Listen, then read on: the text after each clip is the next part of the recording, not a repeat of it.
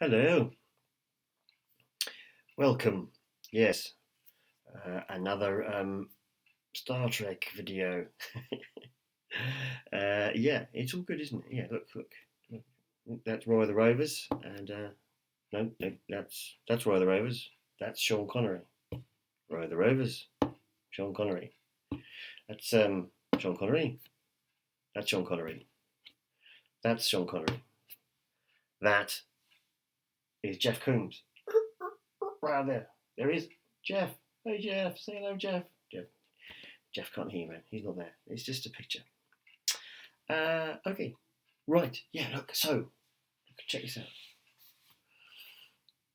This is the Eaglemoss collection so far. I subscribed because, frankly, can't help myself. And Volume 1, Countdown. Volume 2, which is brilliant, and that's the adaptation of Harlan Ellison's original script for City on the Edge of Forever. And it's brilliant. It's brilliant. Actually, do you know what? I'm going to read something.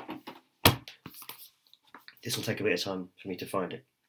And it's the final remarks in the epilogue that Ellison wrote for the epilogue.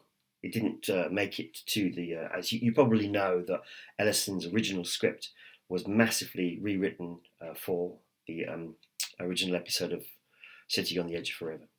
And Ellison was very angry about it, and I think still is very angry about it, although I think that he may have mellowed a little bit on the subject, but he felt massively betrayed.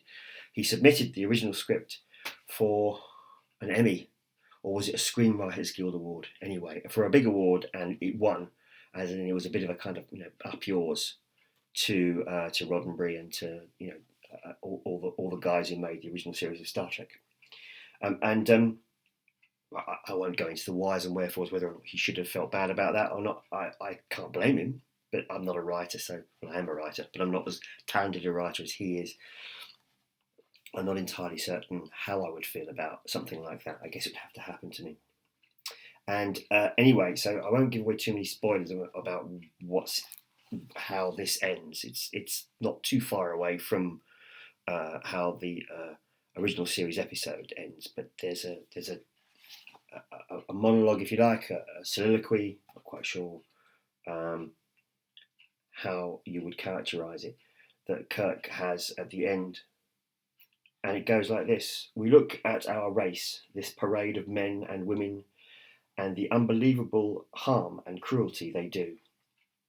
And we sigh and we say, perhaps our time is past, let the sharks or the cockroaches take over. And then, without knowing why, without even thinking of it, the worst among us does the great thing, the noble deed, that spark of impossible human godliness. And we say, perhaps the human race is entitled to a little more sufferance. Let them keep trying to reach the dream. Beautiful. Absolutely beautiful. And one can only imagine what this would have been like had it been the actual episode of Star Trek. As it happens, the actual episode of Star Trek of TOS, the City on the Edge of Forever, is one of my favourite evers. And that's not a controversial statement. It's a lot of people's favourite ever episode. It's a marvellous piece of television, and it should be celebrated. But this is a fine tribute to a fine script. It's beautifully rendered. I'll open a page, I'll hold it up like that. I appreciate that it's a bit grainy. It's not very good, but absolutely wonderful. So that's that. Volume 3 is Hive. I've actually already had this, which is a little bit annoying, but there it is. And that is set in numerous timelines, and it's as you can probably deduce, it's a Borg thing. There's 7 of 9, and there's the Sovereign class Enterprise E. Yep. As well, and look, there's a Borg Queen as well at the bottom there that you can just make out. Let me just put interview there. There you go. So Borg Heavy, written or co-written by Brannon Braga. Again, Beautifully rendered as well. These ones here that they're doing, these early editions, they're doing all the fairly recent IDW stuff, and the artwork is unparalleled in my view. I've been reading Star Trek comics for a long time, and the artwork in these IDW ones is just the best. Spock Reflections, which is superb. A kind of a build up to the 2009 film, but a kind of retrospective on his life. Love this picture. Spock being the kid, the moody kid, waiting to queue up for Starfleet. Love that. Absolutely lovely. There you go. TNG, The Space Within, which is really interesting because it's got all the different. The idea is to tell stories within the timeline of the 7 series run of TNG, and so there's some lovely little background stories going on there. Interestingly rendered, not necessarily to my taste, but nice. And yeah, featuring Worf and Deanna and some Ro and Wesley Crusher. And the other two that I haven't really looked at yet, Nero, which was doing the rounds a lot before the 2009 film. I haven't read that yet, so I can't tell you what it's like. And the adaptation of the 2009 film, which looks to me, again, I haven't looked at it properly yet, but it looks to me like it's got some extra scenes in there, which may be of some worth. It's also, each of these books has one reprinted issue from, the Gold Key comics from the 1960s and 1970s. This one here is Voodoo Planet, and it appears to have the Eiffel Tower being destroyed. And there's this really interesting, here we go, there's a picture of the Enterprise flying by the Eiffel Tower. And I'm not doing this right, apologies, here we go. Check that out. Interesting. You'll see how they do the Enterprise. They have the flames, blasters coming out of the back of the shuttle bay and the warp nacelles. It was explained in the notes. All of these books have quite comprehensive notes in them, which is very interesting. It was explained that in these early Gold Key episodes, they had only a few pictures to work on. They didn't really know how things work. Apparently, as the run goes on, of course, they get a better understanding of Trek and what it's actually about. Yeah, they're a little bit more authentic after that, but they're curious to say the least. Now, I subscribe, so you get also gifts for subscribing as an incentive. And I received this little box here, this little tin box, as part of my subscription for me to put stuff in. And also, inside them, we have cards, movie cards. So there's Generations. Look at that motion picture. Look at that. Look at it. Gorgeous. Countdown to Darkness, which is the cover of the comic book.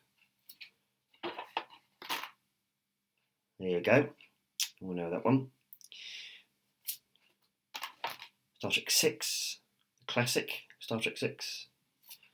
And Nemesis, which is a lovely picture, beautifully rendered, but the picture, the film, I should say, doesn't, to my mind, justify the hard work and talents of the people who made it. So, it also came with a pin as well, which I don't have with me. I think I gave it to my wife, because she likes that kind of stuff. So these are they. So yeah, the Eaglemoss collection, there's going to be quite a few. I've subscribed. It's not cheap. I don't know whether or not I'll stay subscribed forever. What I'm really holding out for is that they're reprinting the DC stuff, which I read when I was a young man, and I really, really enjoyed. And there's some really good pieces there, good stories there. Peter David had a run on those episodes towards the end of that, quite a long run on Star Trek DC, and there's some guest writers on there, including Diane Duane. If you read the original novels, you'll know who Diane Duane is. Diane Duane wrote a number of. Well, she still writes. She's not dead. She still writes. She's a great writer, and she cut her teeth on the whole Star Trek original novels. She wrote the Rihantsu trilogy of novels, which was about the Romulan Empire, much of which kind of got superseded, but nevertheless it's still really readable. And she did a couple of double episodes for the DC run. There was this really crazy time when in between these comics were being published during the movies, while the original series movies were being released. So they started in the build-up to Star Trek 3, and Star Trek 3 happened, and then they still continued to do these comics in between Star Trek 3 and 4 in that actual timeline. They didn't go off and do something else, or they didn't do it in a different timeline. I think that's because they couldn't. I think they could only do them that was the agreement they had with Paramount or whoever it was at the time, that it had to be in that timeline. So they concocted this situation where Kirk ended up becoming the captain of the Excelsior. Spock wasn't involved, even though he'd come back to life, because they didn't want Spock involved. Not DC. I mean, the Star Trek. They didn't want him involved. So they went off on this series of sort of adventures with Captain Kirk's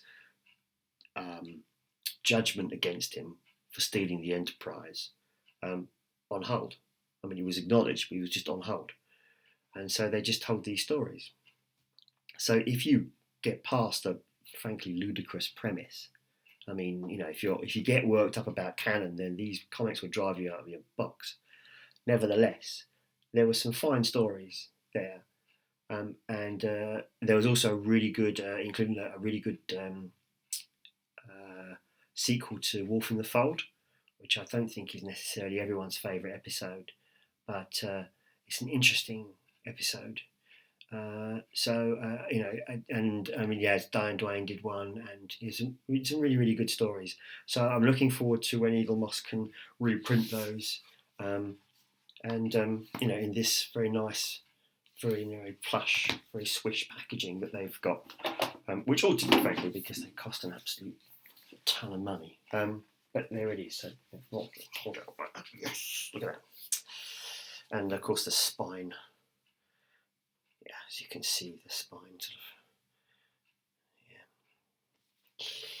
Yeah. Okay. All right then.